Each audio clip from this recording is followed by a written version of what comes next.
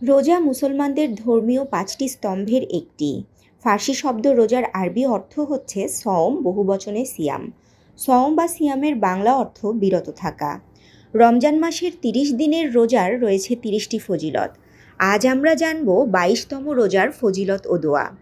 ২২তম রমজানের রোজার ফজিলত সম্পর্কে হাদিসে এসেছে, হাসরের ময়দানে সকল চিন্তা থেকে মুক্ত করা হয়। ইবনে আব্বাস রাদিয়াল্লাহু আনহু থেকে বর্ণিত, রাসূলুল্লাহ সাল্লাল্লাহু আলাইহি ওয়াসাল্লাম রমজান মাসে এই দোয়াগুলো পড়তেন। আল বালাদুল আমিন ও মিসবাউল কাফামি নামক গ্রন্থে রয়েছে এই দোয়াগুলো। ২২তম রোজার দোয়া। হে আল্লাহ, আজ তোমার করুণা ও রহমতের দরজা আমার সামনে খুলে দাও এবং বরকত নাজিল করো। আমাকে তোমার সন্তুষ্টি অর্জনের তৌফিক দাও।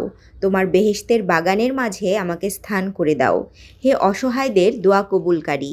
পবিত্র এ রমজান মাসে ইবাদত বন্দেগীর মাধ্যমে আমরা যেন মহান আল্লাহ তাআলার সন্তুষ্টি ও নৈকট্য লাভ করতে পারি। আমিন। তাশরিফা তৃষা, তরঙ্গ টিভি, ঢাকা।